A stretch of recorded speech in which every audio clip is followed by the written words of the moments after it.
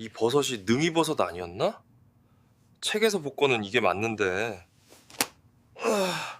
25 귀농 청년 처음 채취한 능이버섯 3kg을 저녁 식탁에 올려 능이전을 먹으려 하는데 능이를 잘 모르시는 할머니도 의심쩍어합니다. 그러다 새벽 응급실로 실려간 청년. 과연 청년에게 무슨 일이 생긴 걸까요? 사연 곧 시작합니다. 시작 전에 제게 힘을 줄 수 있는 무료 버튼 구독과 좋아요 부탁드려요. 이 사연을 어느 지역에서 듣고 계신가요? 지역 이름이나 장소를 댓글로 남겨주시면 저 또한 즐거운 마음으로 인사드릴게요. 제가 서울에서의 직장 생활을 정리하고 할아버지가 계신 이곳 강원도 횡성으로 내려온 지 6달째입니다. 25살 회사 동기들은 승진을 준비하느라 바쁠 나이에 저는 산골 마을에서 약초와 버섯을 만지고 있죠. 처음엔 주변 사람들이 모두 말렸습니다. 부모님은 물론이고 친구들까지도요. 멀쩡한 대기업을 왜 그만두냐고 할아버지 농장 일은 나중에 해도 된다고 했어요. 하지만 저는 알고 있었습니다. 지금이 아니면 할아버지께 배울 수 있는 시간이 얼마 남지 않았다는 걸요. 78살의 할아버지는 여전히 정정하시지만 세월은 누구에게나 공평하니까요. 오늘 아침도 새벽 5시에 눈을 떴습니다. 할아버지는 이미 마당에서 전날 채취한 약초들을 손질하고 계셨어요. 50년째 이어온 습관이라고 하시더군요. 저는 부엌에서 보리밥과 된장찌개로 간단히 아침을 차렸습니다. 할아버지는 식사를 하시면서도 오늘 올라갈 산의 날씨와 채취할 약초에 대해 말씀하셨죠.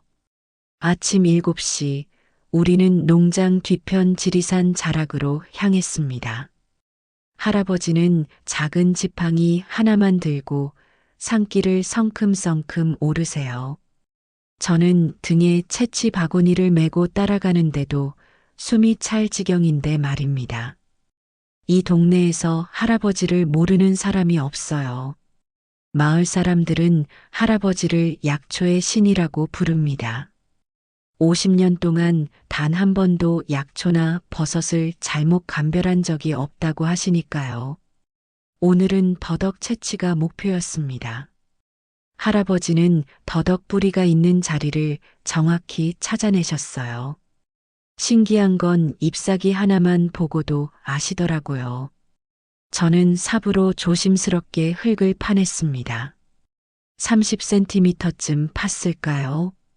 굵고 하얀 더덕 뿌리가 모습을 드러냈습니다. 할아버지 일 좀 보십시오. 이 녀석 여기서 10년은 묵은 거예요.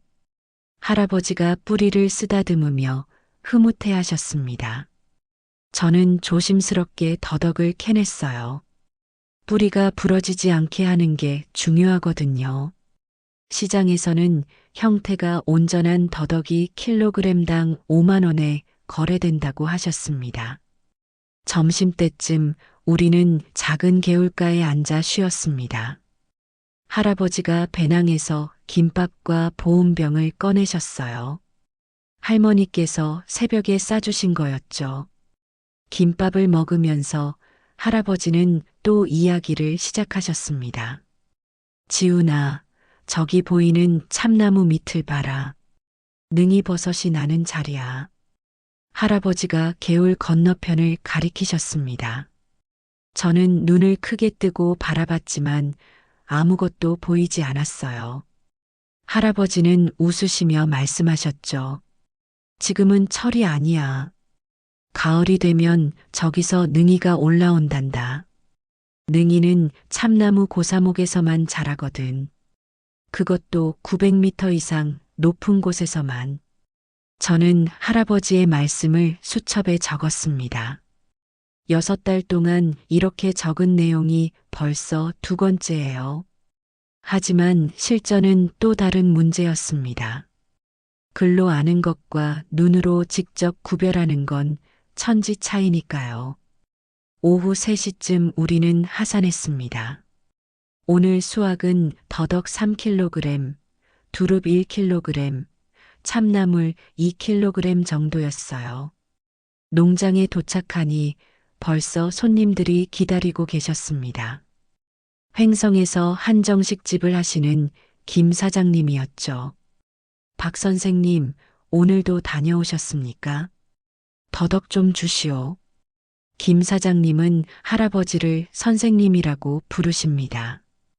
이 동네 식당 사장님들은 모두 할아버지를 그렇게 부르세요.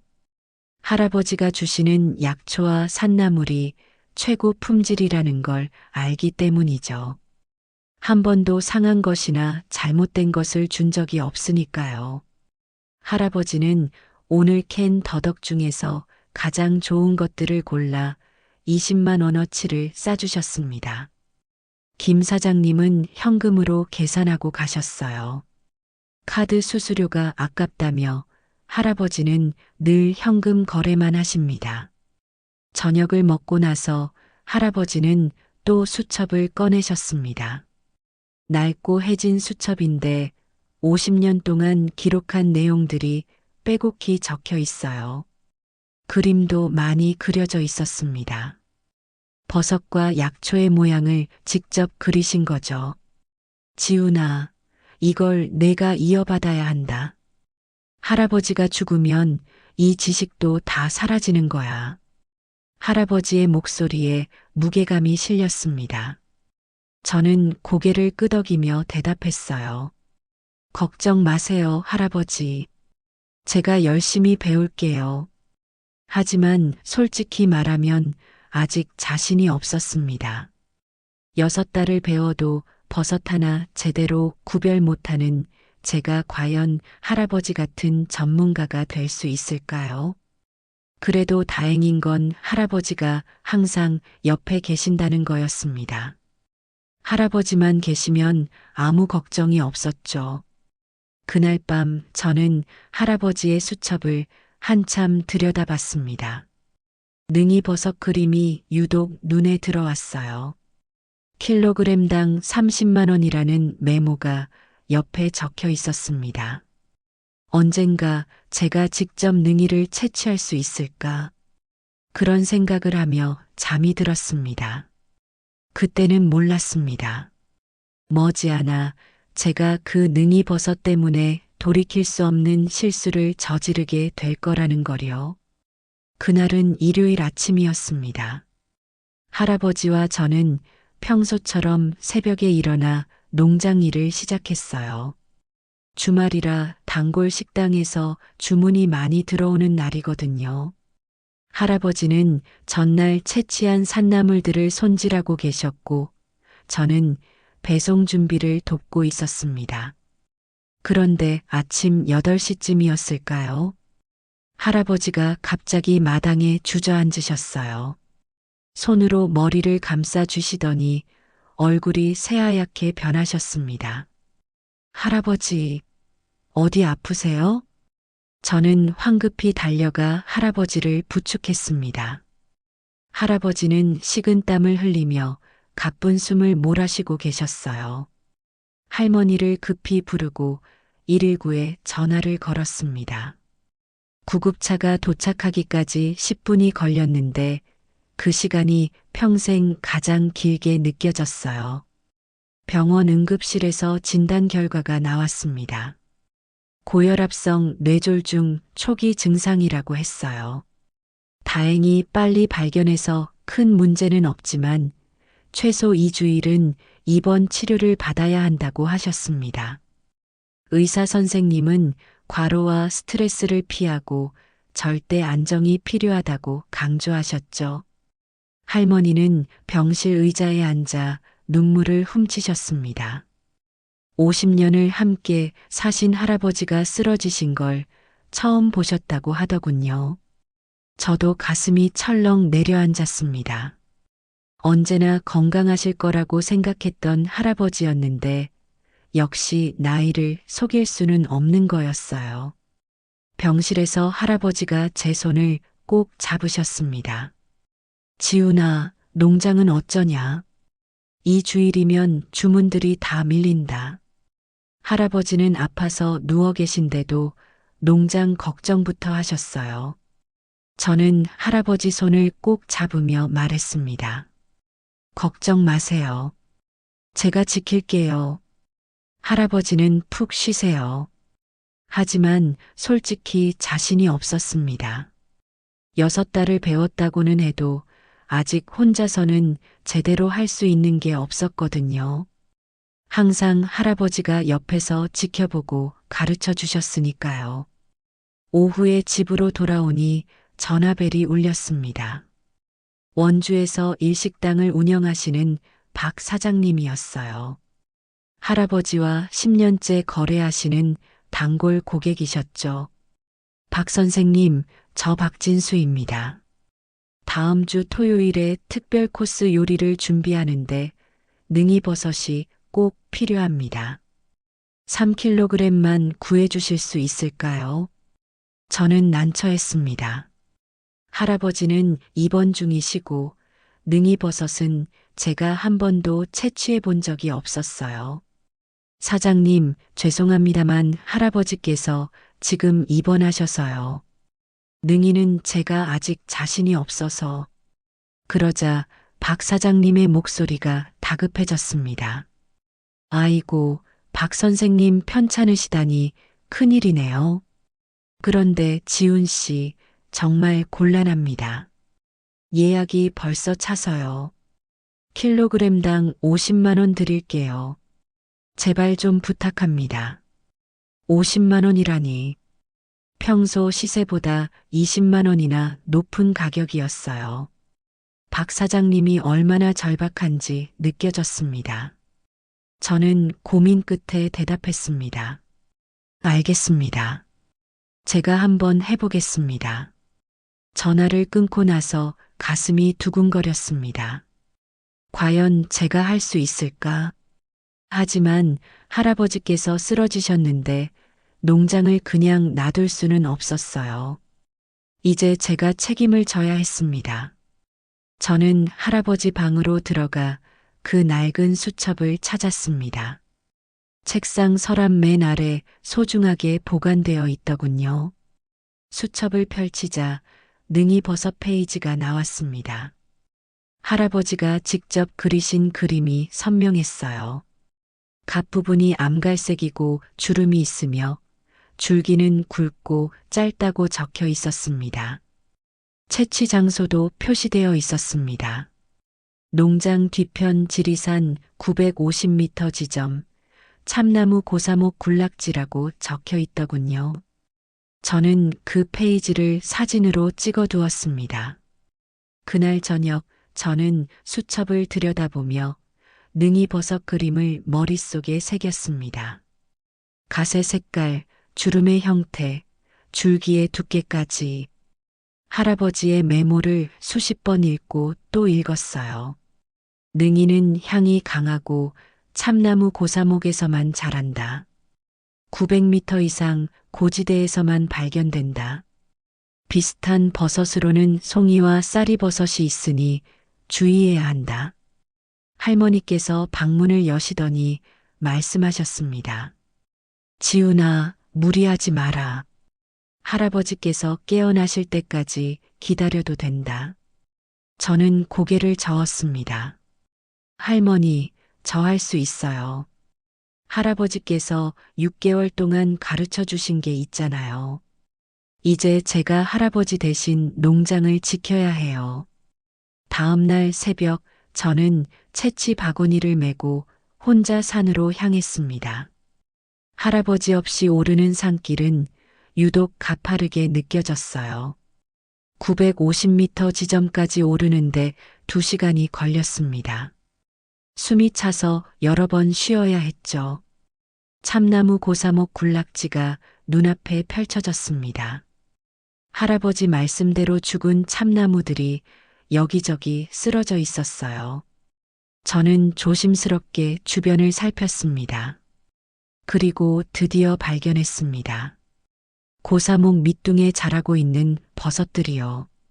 가슴이 뛰었습니다. 갓이 암갈색이고 주름이 있었어요. 줄기도 굵고 짧았습니다. 수첩의 그림과 똑같아 보였죠. 코를 가까이 대니 흙냄새와 함께 특유의 향이 났습니다. 이게 바로 능이구나. 저는 확신했습니다. 조심스럽게 버섯을 채취하기 시작했습니다. 한 송이, 두 송이, 세 송이. 어느새 바구니가 가득 찼어요. 3kg은 좋게 넘을 것 같았습니다. 저는 뿌듯한 마음으로 하산했죠. 집에 도착하니 오후 2시였습니다.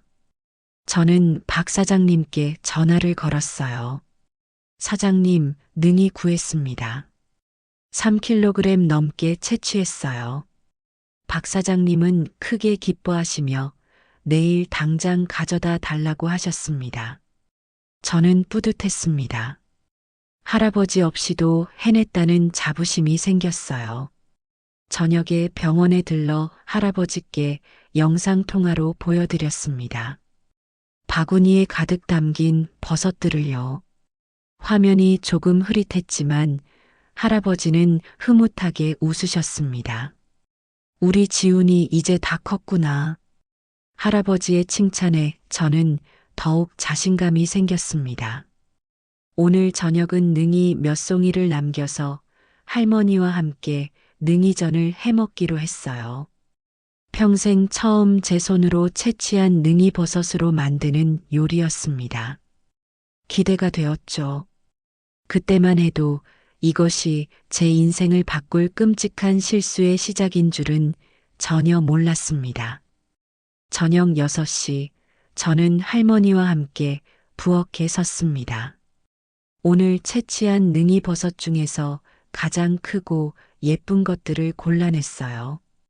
5송이 정도였습니다. 나머지는 내일 박 사장님께 납품할 거였죠. 할머니께서 버섯을 물에 씻으시며 말씀하셨습니다. 지훈아, 정말 능이가 맞니? 할아버지께서 확인하셨어? 저는 자신 있게 대답했습니다. 네, 할머니. 할아버지 수첩에 있는 그림이랑 똑같아요. 향도 나고 참나무 고사목에서 캤으니까 틀림없어요. 하지만 할머니의 표정은 여전히 불안해 보이셨어요. 50년 동안 할아버지가 채취한 것만 드셨으니 당연한 반응이었죠. 저는 할머니를 안심시키기 위해 다시 한번 할아버지께 영상통화를 걸었습니다. 병실에 할아버지가 화면에 나타나셨어요. 병원 조명이 어두웠는지 화면이 좀 흐릿했습니다. 저는 버섯을 카메라에 가까이 들이댔습니다. 할아버지, 이거 능이 맞죠? 제가 오늘 950m 지점에서 캤어요. 할아버지는 눈을 가늘게 뜨고 화면을 들여다보셨습니다. 잠시 침묵이 흘렀어요. 그리고는 고개를 끄덕이시며 말씀하셨습니다.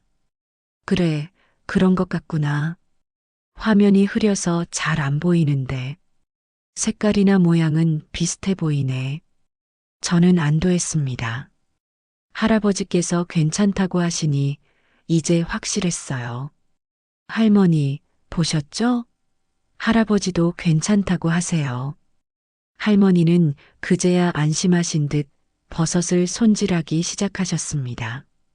저는 부침가루를 준비하고 팬을 달구었어요.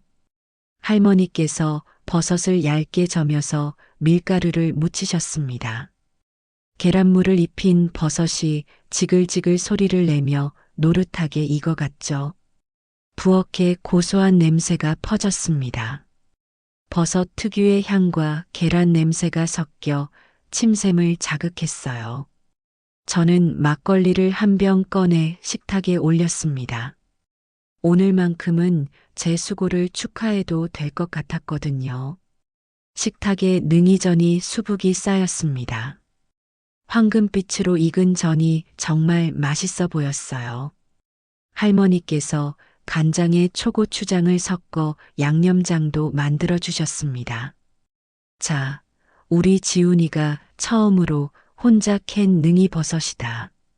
맛있게 먹자. 할머니께서 웃으시며 젓가락을 드셨습니다. 저도 능이전 한 조각을 집어 입에 넣었어요. 겉은 바삭하고 속은 부드러웠습니다. 버섯의 향이 입안 가득 퍼졌죠.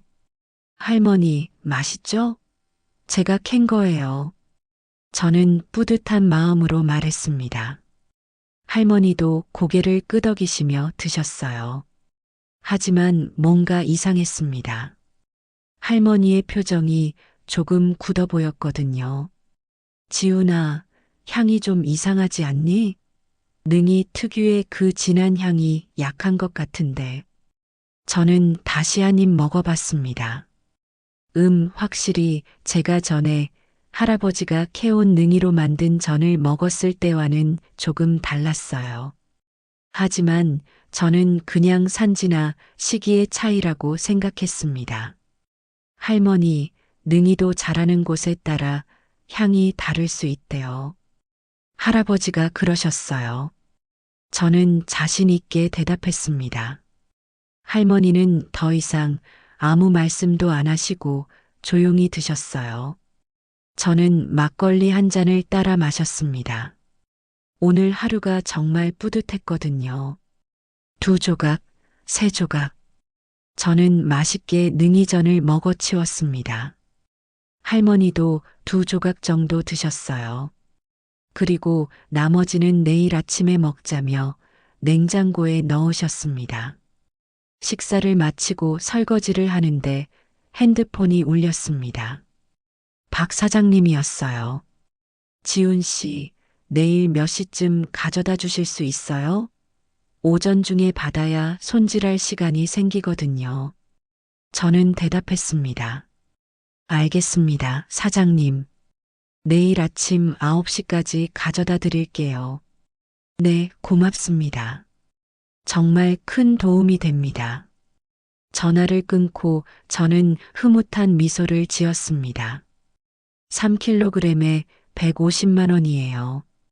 할아버지께서 입원비 걱정하시는데 이 정도면 큰 보탬이 될 것 같았죠. 저녁 8시쯤 저는 소파에 앉아 TV를 보고 있었습니다.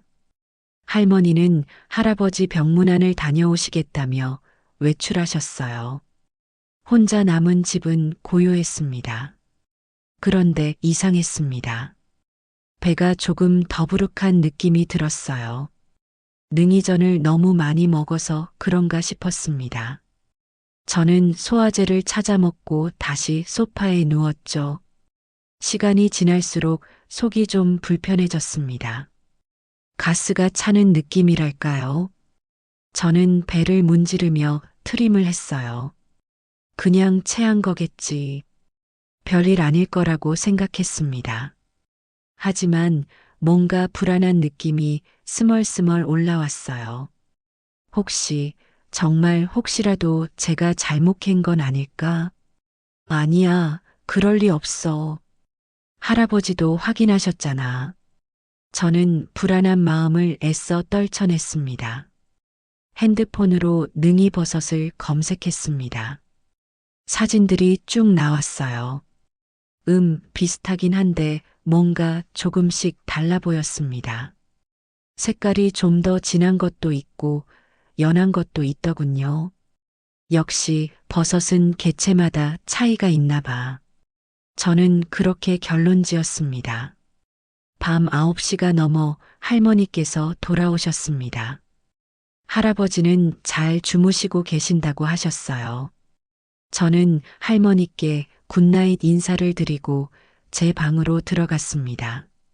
침대에 누우니 피곤이 몰려왔습니다. 오늘 왕복 4시간을 산에서 보냈으니까요. 눈이 스르륵 감겼어요.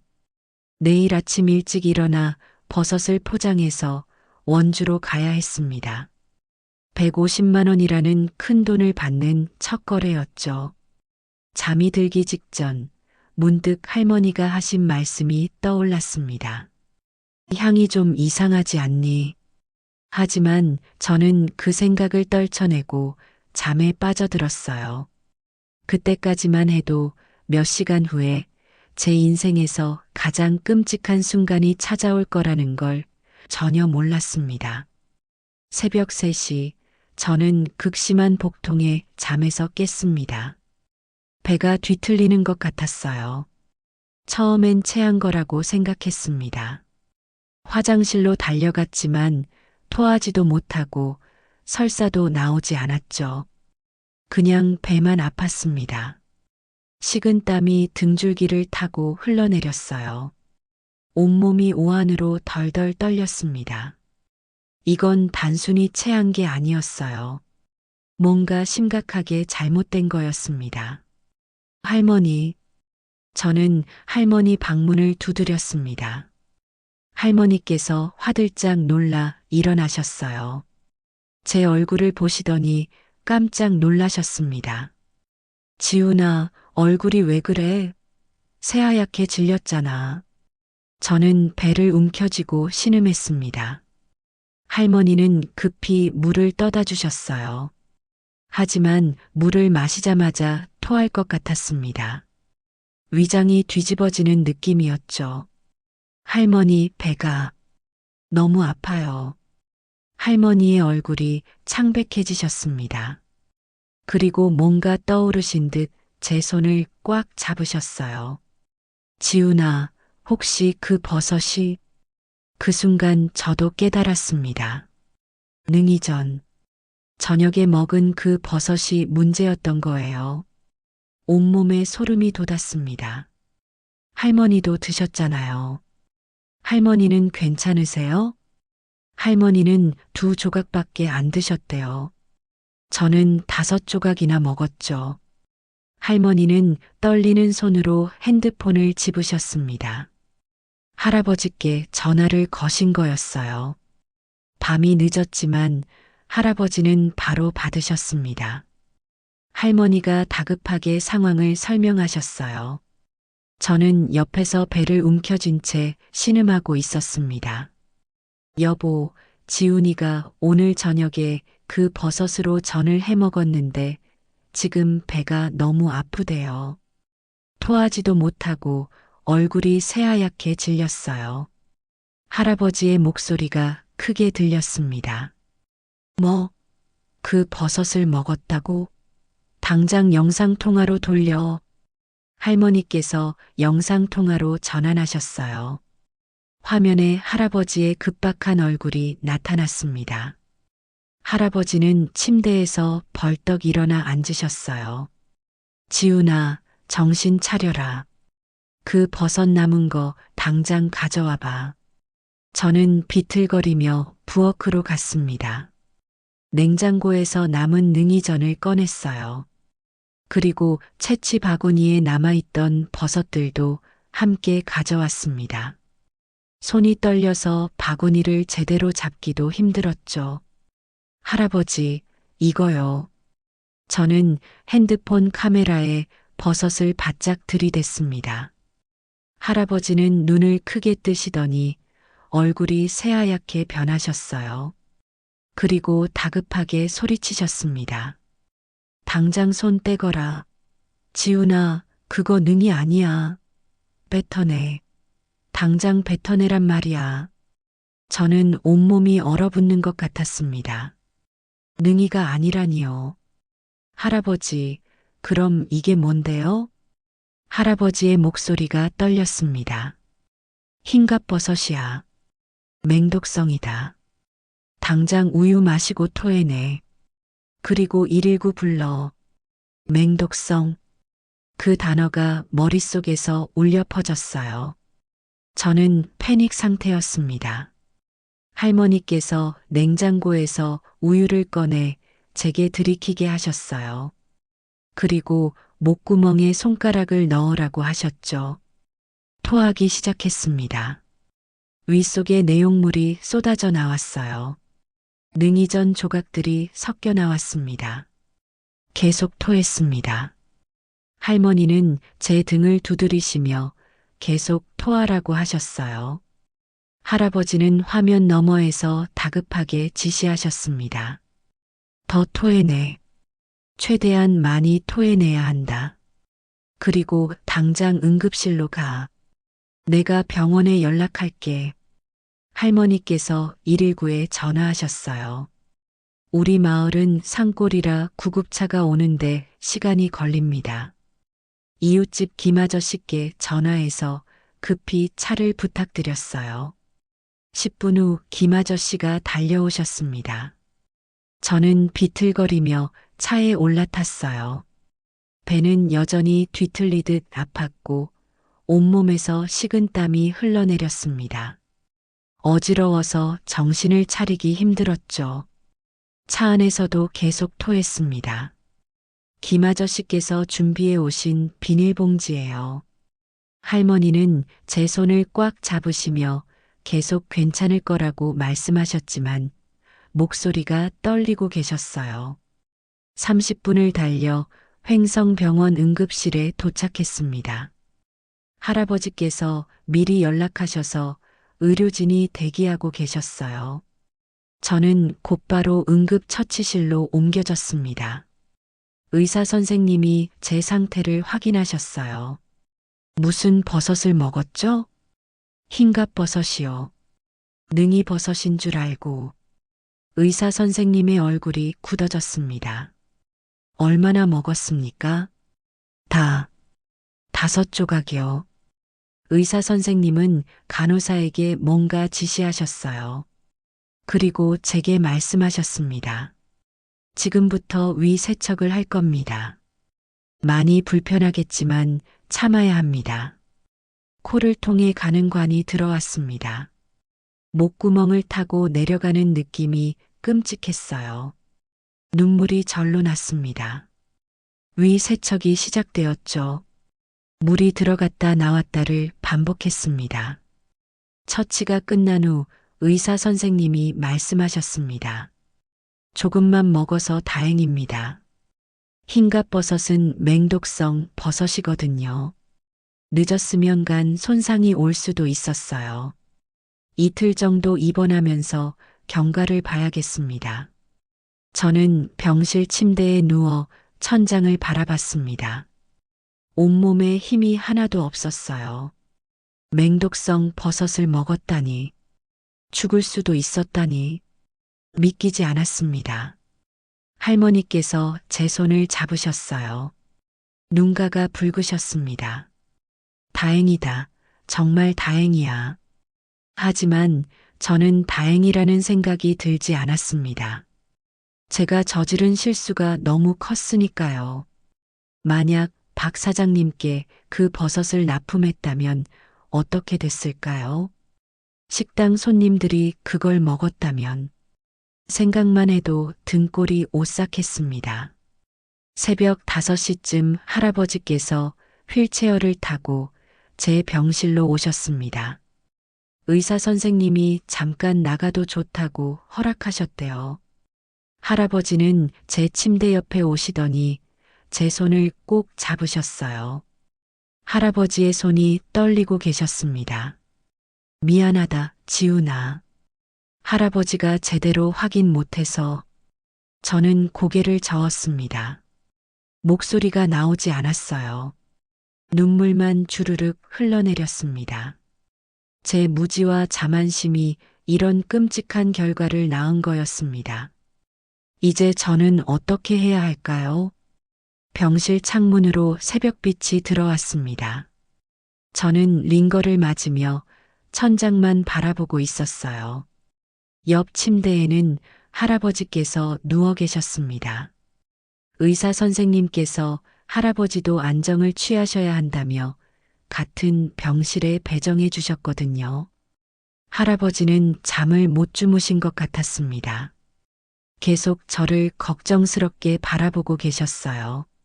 창백한 할아버지 얼굴을 보니 가슴이 찢어지는 것 같았습니다. 오전 8시쯤 할머니께서 아침을 사들고 오셨습니다. 하지만 저는 도저히 먹을 수가 없었어요. 입맛도 없었고 죄책감에 목이 막혔거든요.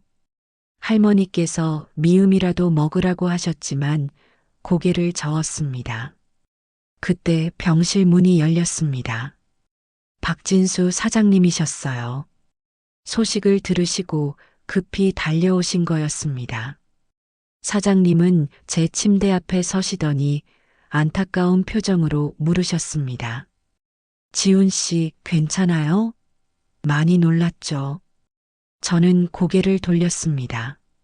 사장님을 볼 면목이 없었어요.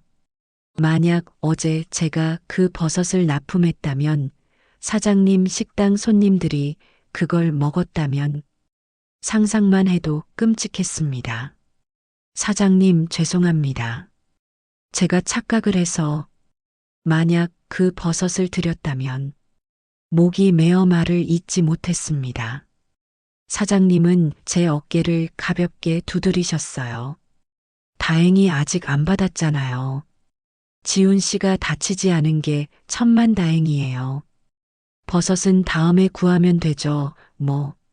하지만 사장님의 위로가 오히려 더 고통스러웠습니다. 사장님은 착하신 분이셨어요.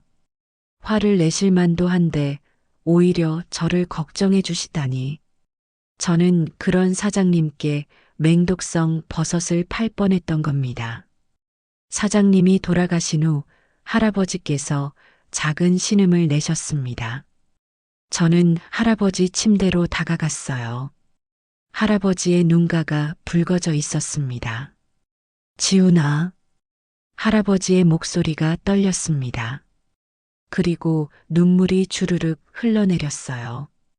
78평생을 강하게 사신 할아버지의 눈물이었습니다. 내가 제대로 가르치지 못해서 이런 일이. 할아버지가 옆에 있어줬어야 하는데 내가 혼자 위험한 걸 하게 만들어서. 저는 할아버지 손을 꼭 잡았습니다. 눈물이 쏟아졌어요. 아니에요, 할아버지. 제가 잘못한 거예요. 제대로 확인도 안 하고 자만했어요. 할아버지께서 6개월 동안 그렇게 가르쳐 주셨는데 제가 제대로 배우지 못한 거예요. 할아버지는 고개를 저으셨습니다. 아니야. 6개월은 짧아. 버섯 감별은 5년은 배워야 하는 거야. 내가 너무 서두른 거지. 저는 자책감에 온몸이 짓눌리는 것 같았습니다. 50년 동안 단 한 번도 실수하지 않으신 할아버지의 명성을 제가 하루아침에 무너뜨린 거였어요. 이 소문이 마을에 퍼지면 사람들이 뭐라고 할까요? 박 선생 손자가 독버섯을 능이로 착각했대. 역시 경험 없는 젊은이는 믿을 수 없다고 할 거예요. 오전 10시쯤 마을 이장님이 문병을 오셨습니다. 이장님은 할아버지와 50년 지기셨어요. 걱정스러운 얼굴로 병실에 들어오셨습니다. 박 선생, 많이 놀랐겠소. 지훈이는 괜찮고? 할아버지께서 고개를 끄덕이셨어요. 이장님은 잠시 망설이시더니 조심스럽게 말씀하셨습니다. 마을에 소문이 좀 퍼졌소. 박 선생 손자가 독버섯을 잘못했다고. 사람들이 수군거리더군. 할아버지의 얼굴이 굳어졌습니다. 저는 이불을 움켜쥐었어요. 역시 그렇게 됐구나. 할아버지께서 50년 동안 쌓으신 신뢰를 제가 한순간에 무너뜨린 거였습니다. 그리고 단골 고객 몇 분이 전화하셨다고 하더군요. 앞으로 주문을 좀 조심하겠다고. 이장님의 말씀에 저는 고개를 들 수가 없었습니다. 단골 고객들이 등을 돌리기 시작한 거예요. 할아버지의 평생 사업이 제 한 번의 실수로 흔들리고 있었습니다. 이장님이 돌아가신 후 병실은 무거운 침묵에 휩싸였습니다. 할머니는 창밖만 바라보고 계셨고 할아버지는 눈을 감고 계셨어요. 저는 두 손으로 얼굴을 감쌌습니다. 오후 3시쯤 의사 선생님이 회진을 오셨습니다. 제 상태를 확인하시더니 다행히 독성 반응이 크지 않다고 하셨어요. 이틀만 더 입원하면 퇴원할 수 있다고 하셨습니다. 하지만 저는 퇴원한들 어디로 간단 말입니까? 농장으로 돌아가서 뭘 한단 말이에요. 제가 하는 일마다 사고가 날 것 같았습니다. 저는 할아버지께 짐만 되는 존재였어요. 저녁 6시쯤 저는 결심했습니다. 할아버지께 조심스럽게 말씀드렸어요. 할아버지, 제가 서울로 돌아가는 게 나을 것 같아요. 할아버지는 눈을 번쩍 뜨셨습니다. 뭐라고? 저는 고개를 숙였습니다. 제가 있으면 할아버지만 힘드세요. 저 때문에 신뢰도 떨어지고 차라리 제가 없는 게 나아요. 할머니께서 제 손을 잡으셨어요. 지훈아, 그게 무슨 소리니? 하지만 저는 결심이 굳었습니다. 더 이상 할아버지께 피해를 드릴 수 없었어요. 제가 농장을 떠나는 게 모두를 위해 좋은 일이었습니다. 내일 퇴원하면 짐 정리할게요. 일주일 안에 서울로 올라가겠습니다. 말을 마치고 저는 이불을 뒤집어 썼습니다. 더 이상 할아버지 얼굴을 볼 수가 없었거든요. 죄책감과 자괴감이 저를 짓눌렀습니다. 그날 밤 저는 잠을 이루지 못했습니다. 천장을 바라보며 지난 6개월을 떠올렸어요. 할아버지와 함께 산을 오르던 날들, 약초를 배우던 시간들, 그 모든 게 무너져 내렸습니다. 제 한 번의 실수로요. 과연 제가 다시 할아버지를 마주할 수 있을까요? 아니, 마주해도 될까요? 그런 생각에 밤이 깊어갔습니다. 다음 날 아침 저는 침대에 앉아 퇴원 준비를 하고 있었습니다. 서울로 돌아갈 기차표를 검색하고 있었어요. 도망치는 거라는 걸 알았습니다. 하지만 이게 최선이라고 생각했죠. 그때 할아버지께서 휠체어를 밀고 제 침대 앞으로 오셨습니다. 평소보다 훨씬 단호한 표정이셨어요. 할아버지는 제 핸드폰을 보시더니 낮은 목소리로 말씀하셨습니다. 도망치지 마라. 저는 고개를 들었습니다. 할아버지의 눈빛이 날카로웠어요. 할아버지, 하지만 제가...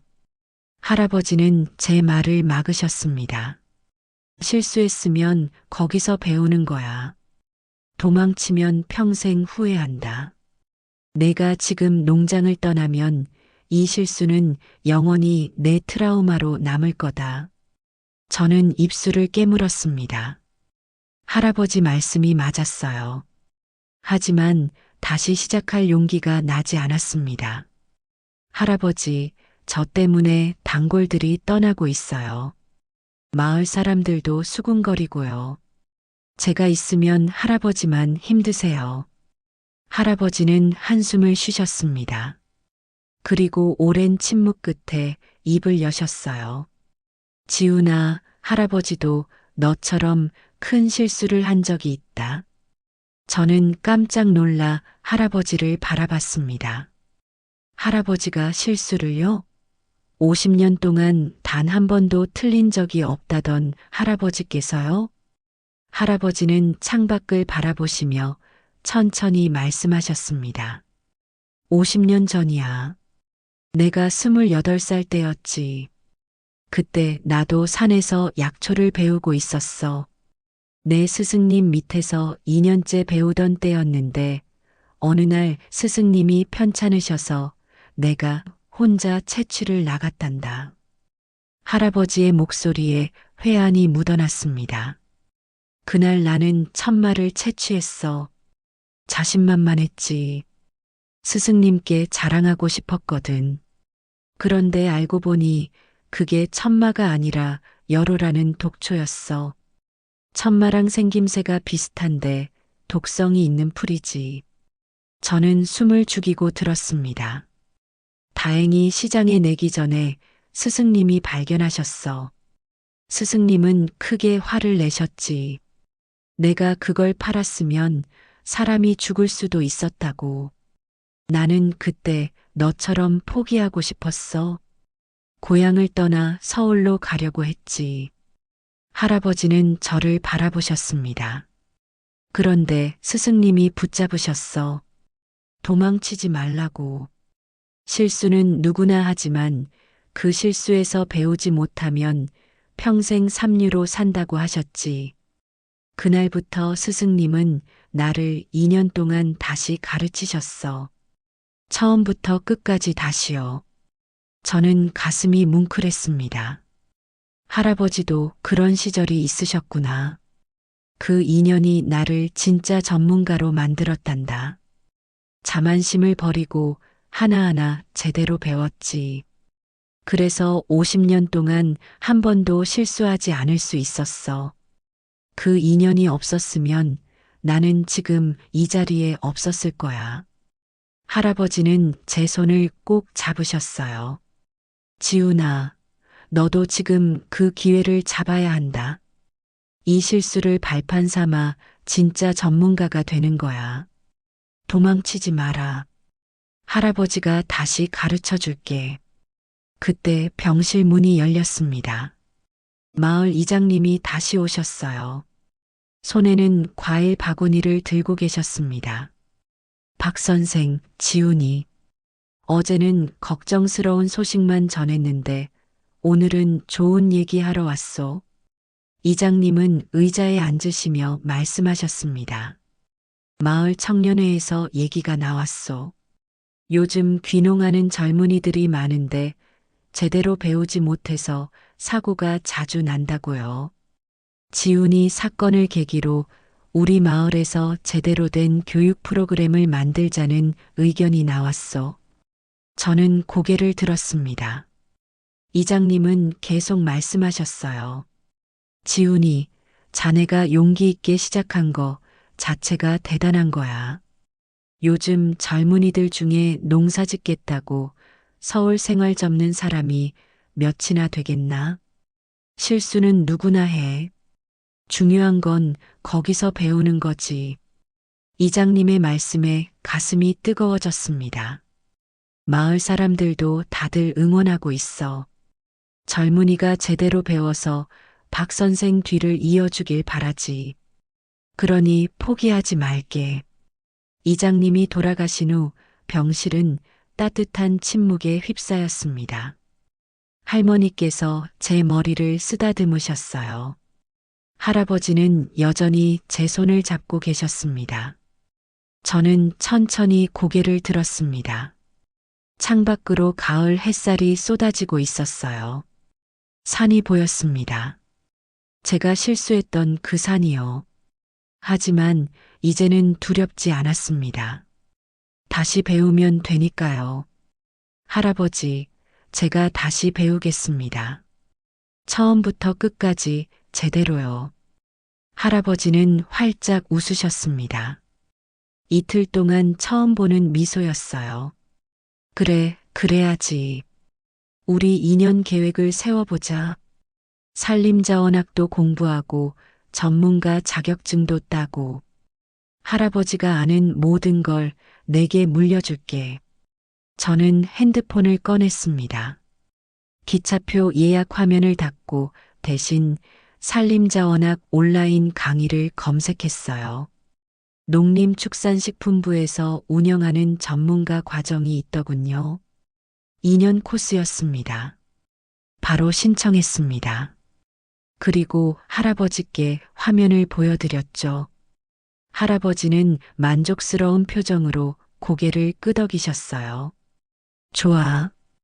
온라인 강의로 이론을 배우고 할아버지가 현장에서 실전을 가르쳐 줄게. 2년이면 너도 진짜 전문가가 될 수 있어. 저는 가슴이 벅차올랐습니다. 이틀 전만 해도 포기하려 했는데 이제는 새로운 출발선에 서 있었어요. 실수는 끝이 아니라 시작이었습니다. 진짜 배움의 시작이요. 그날 저녁 퇴원하면서 저는 다짐했습니다. 이번의 실수를 헛되이 하지 않겠다고. 2년 후에는 누구보다 확실한 전문가가 되어 있겠다고요. 할아버지의 50년 지식을 제대로 이어받아 다음 50년을 책임지겠다고 말입니다. 2년이 흘렀습니다. 그동안 제 인생은 완전히 바뀌었어요. 오늘은 제가 산림자원 전문가 자격증을 받는 날이었습니다. 춘천에 있는 강원도산림과학연구원 강당에서 수료식이 열렸어요. 2년 동안 온라인과 오프라인을 병행하며 1300시간을 공부한 결과였습니다. 단상에서 자격증을 받는 순간 객석에 앉아 계신 할아버지와 눈이 마주쳤습니다. 할아버지는 환하게 웃고 계셨어요. 옆에 계신 할머니는 눈물을 닦고 계셨죠. 그 모습을 보니 지난 2년이 주마등처럼 스쳐 지나갔습니다. 퇴원 후 첫 6개월은 정말 힘들었어요. 새벽 5시에 일어나 온라인 강의를 듣고 낮에는 할아버지와 함께 산에 올랐습니다. 할아버지는 약속하신 대로 처음부터 끝까지 다시 가르쳐 주셨어요. 특히 버섯 감별은 철저하게 배웠습니다. 능이버섯과 흰갑버섯의 차이점을 수십 번 반복해서 익혔죠. 갓의 색깔, 주름의 간격, 줄기의 질감, 포자의 색까지. 책으로만 보는 게 아니라 실물을 직접 관찰하며 몸으로 익혔습니다. 할아버지는 제게 70종류의 식용버섯과 50종류의 독버섯을 구별하는 법을 가르쳐 주셨어요. 그리고 가장 중요한 원칙을 알려주셨습니다. 조금이라도 의심되면 절대 채취하지 말 것. 100번 확신해도 전문가에게 재확인받을 것. 1년쯤 지났을 때 저는 강원도 산림자원 감별대회에 참가했습니다. 젊은 층 부문이었는데 25명 중에서 3등을 했어요. 할아버지는 그날 밤 삼겹살을 사주시며 자랑스러워 하셨죠. 1년 6개월째 되던 해 가을, 지역 보건소에서 연락이 왔습니다. 독버섯 중독 사고가 늘어나고 있으니 자문위원으로 활동해 달라는 거였어요. 제 실수 사례와 그 후의 성장 과정이 지역신문에 실린 적이 있었거든요. 그 기사를 본 보건소장님이 연락하신 거였습니다. 처음엔 망설였습니다. 제가 과연 자문위원을 할 자격이 있을까? 하지만 할아버지께서 등을 떠밀어 주셨어요. 내 경험이 다른 사람들을 살릴 수 있다고 하시며요. 자문위원이 되고 나서 1년 동안 15건의 독버섯 감별 요청을 받았습니다. 그중 9건이 독버섯이었어요. 만약 제가 제대로 감별하지 못했다면 구 가정에서 큰 사고가 날 뻔했던 겁니다. 그럴 때마다 2년 전 제 실수가 떠올랐습니다. 그리고 이 일의 무게를 다시금 느꼈죠. 농장도 많이 달라졌습니다. 할아버지와 저는 체계적인 시스템을 만들었어요. 모든 채취물은 이중 확인을 거칩니다. 제가 먼저 감별하고 할아버지께서 재확인하시는 거죠. 특히 버섯류는 3중 확인을 합니다. 사진을 찍어 기록으로 남기고요. 단골 고객들도 하나둘 돌아왔습니다. 처음엔 조심스러워 하시던 분들이었는데 제가 전문가 자격증을 따고 체계적으로 일하는 모습을 보시더니 신뢰를 회복하셨어요. 오히려 예전보다 주문이 늘었습니다. 젊은 사람이 과학적으로 접근한다며 좋아하시더군요. 원주의 박진수 사장님은 여전히 단골이셨습니다. 그분은 제 성장 과정을 지켜봐 주신 고마운 분이에요. 작년 가을에는 제가 직접 채취한 능이버섯을 납품했습니다. 그때의 떨림을 잊을 수가 없어요. 능이를 포장하면서 손이 떨렸습니다. 2년 전 그날이 떠올랐거든요. 하지만 이번엔 달랐습니다. 저는 100번 확인했고 할아버지께서도 확인하셨으며 심지어 사진을 찍어 산림청 앱으로도 재확인했어요. 박 사장님께서 나중에 전화하셨습니다. 최고의 능이었다고, 손님들이 극찬했다고요. 올해 봄부터는 새로운 일을 시작했습니다. 횡성군 농업기술센터에서 귀농 청년들을 위한 교육 강사로 활동하는 거예요. 한 달에 2번, 토요일마다 3시간씩 강의를 합니다. 안전한 산나물 채취법과 버섯 감별 교육이었죠. 첫 강의 날 20명의 수강생들이 모였습니다. 대부분 저처럼 서울에서 내려온 20대 후반에서 30대 초반의 청년들이었어요. 열정은 있지만 경험이 부족한 사람들이죠. 저는 첫 시간에 제 실수 이야기부터 꺼냈습니다. 흰갑버섯을 능이로 착각해서 독버섯 중독으로 입원했던 이야기요. 수강생들은 숨죽이며 들었어요. 그리고 말했습니다. 여러분도 언제든 똑같은 실수를 할 수 있다고. 자만심이 가장 위험하다고요. 그 후 실물 교육을 진행했습니다. 능이와 흰갑버섯을 나란히 놓고 차이점을 설명했어요. 색깔의 미묘한 차이, 주름의 간격, 줄기의 질감까지. 수강생들은 열심히 메모하고 사진을 찍었습니다.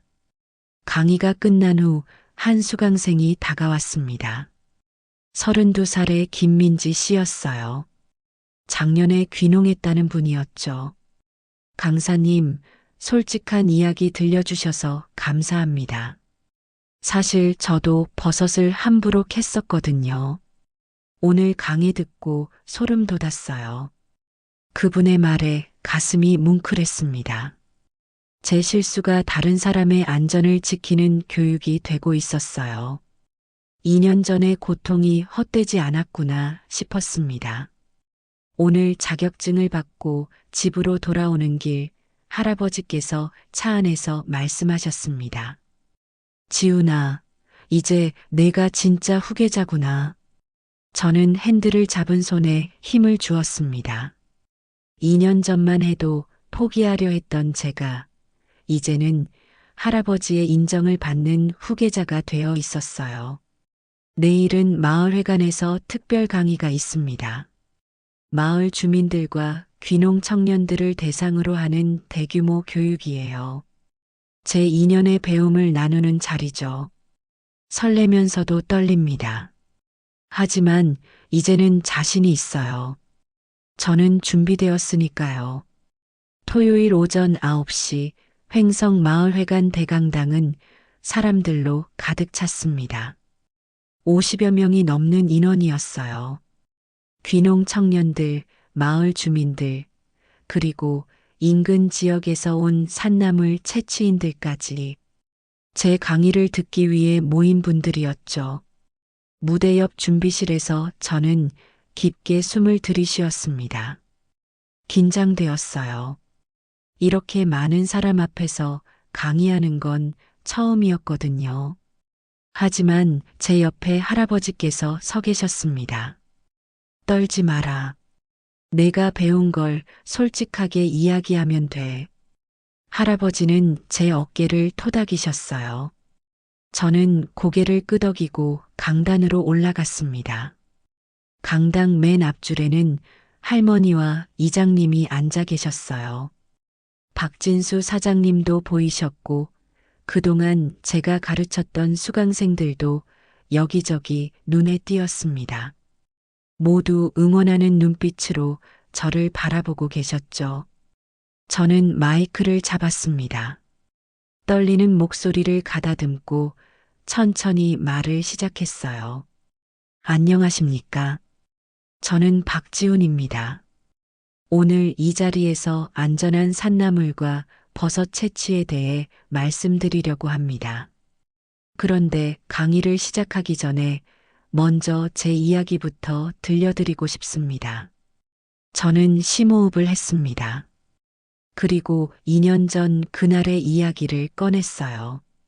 2년 전 저는 독버섯을 능이버섯으로 착각했습니다. 흰갑버섯이라는 맹독성 버섯을요. 그걸 먹고 응급실에 실려갔습니다. 위 세척을 받았고 이틀간 입원했죠. 강당이 조용해졌습니다. 사람들은 숨을 죽이고 제 말을 들었어요. 왜 그런 실수를 했을까요? 6개월 동안 할아버지께 배웠으니 할 수 있다는 자만심 때문이었습니다. 제대로 확인하지 않았어요. 할아버지 수첩의 그림만 보고 비슷하다 싶으니 그냥 캔 겁니다. 저는 스크린에 당시 제가 채취했던 흰갑버섯 사진을 띄웠습니다. 그리고 옆에 진짜 능이버섯 사진을 나란히 놓았어요. 보십시오. 얼핏 보면 비슷해 보이죠? 하지만 자세히 보면 다릅니다. 흰갑버섯은 갓의 중앙부가 더 연하고 주름 간격이 좁습니다. 줄기도 상대적으로 가늡니다. 저는 테이블 위에 준비해둔 실물을 들어 올렸습니다. 오늘 아침 일찍 채취한 능이버섯과 흰갑버섯이었어요. 물론 흰갑버섯은 비닐장갑을 끼고 다루었습니다. 이게 능이버섯입니다. 갓이 암갈색이고 주름이 성글어요. 냄새를 맡아보면 특유의 진한 향이 납니다. 줄기는 굵고 단단합니다. 저는 능이를 관객석 가까이 가져가 보여드렸어요. 사람들이 몸을 앞으로 기울이며 자세히 관찰했습니다. 그리고 이게 흰갑버섯입니다. 절대 만지지 마십시오. 맹독성입니다. 보시다시피 갓 중앙이 더 연하죠. 주름도 촘촘합니다. 젊은 청년 하나가 손을 들었습니다.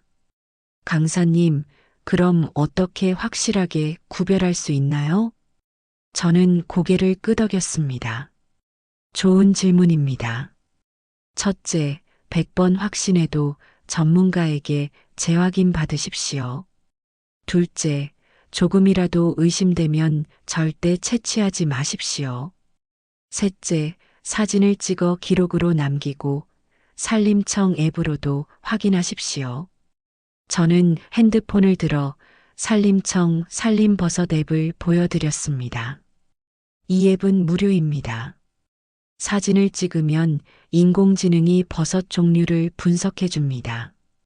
물론 100% 정확하진 않지만 1차 확인용으로는 유용합니다. 강의는 2시간 동안 이어졌습니다. 저는 30종류의 식용버섯과 20종류의 독버섯을 하나하나 설명했어요. 실물 표본을 보여드리고 구별 포인트를 상세히 알려드렸습니다. 특히 강조한 건 안전 수칙이었습니다. 자만하지 말 것, 의심되면 채취하지 말 것, 반드시 전문가 확인을 받을 것. 제 실수가 여러분의 안전을 지키는 교훈이 되길 바란다고 말씀드렸죠.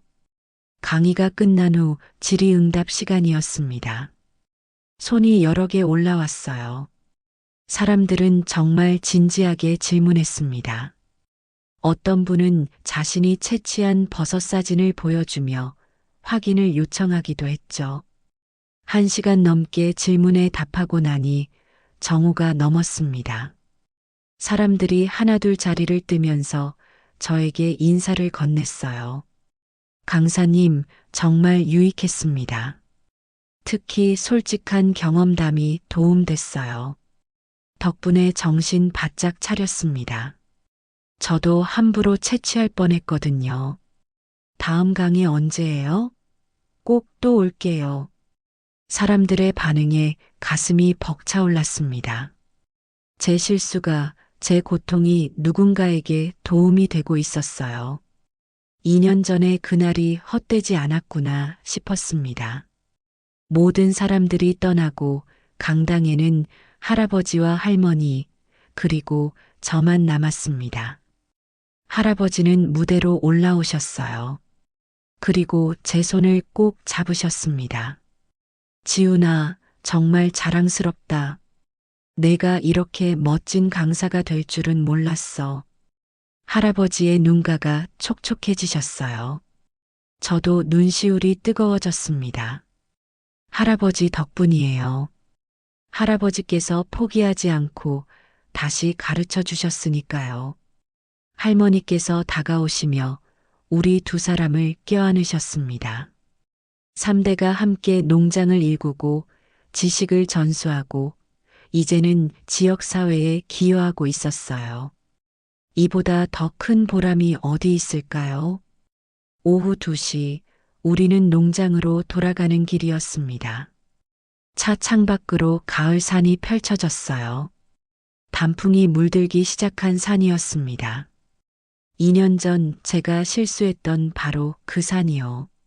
하지만 이제는 두렵지 않았습니다. 오히려 설렜어요. 내일은 할아버지와 함께 저 산에 오를 겁니다. 올해 마지막 능이 채취를 하러요. 이번엔 자신 있습니다. 제대로 배웠으니까요. 농장에 도착하니 대문 앞에 택배 상자가 놓여 있었습니다. 농업기술센터에서 보낸 거였어요. 열어보니 강사 위촉장과 교재가 들어 있었습니다. 내년부터 정식 강사로 월 2회 강의를 맡게 된 거죠. 할아버지께서 위촉장을 보시며 흐뭇해 하셨습니다. 이제 내가 할아버지 일을 이어받는 게 아니라 더 큰 일을 하는구나. 저는 고개를 저었습니다. 아니에요, 할아버지. 이건 할아버지 일을 더 크게 확장하는 거예요. 할아버지 지식을 저 혼자만 아는 게 아니라 모두와 나누는 거죠. 할아버지는 활짝 웃으셨습니다. 저는 농장 뒤편 산을 바라봤어요. 저녁 햇살이 산을 황금빛으로 물들이고 있었습니다. 2년 전 제가 쓰러졌던 산, 실수했던 산 하지만 이제는 제 배움의 터전이 된 산이었죠. 할아버지, 내일은 같이 산에 가요. 제가 올해 마지막 능이 한번 제대로 채취해 볼게요. 할아버지는 제 어깨를 두드리셨습니다. 그래, 가자. 우리 지훈이가 이제 진짜 전문가니까. 저는 깊게 숨을 들이쉬었습니다. 가을산 냄새가 코끝에 스며들었어요. 실수는 끝이 아니었습니다. 새로운 시작이었죠. 그리고 지금 저는 그 시작을 제대로 해내고 있었습니다. 할아버지와 함께, 마을 사람들과 함께, 그리고 배우고자 하는 모든 사람들과 함께요. 이것이 제가 꿈꾸던 진짜 귀농의 모습이었습니다.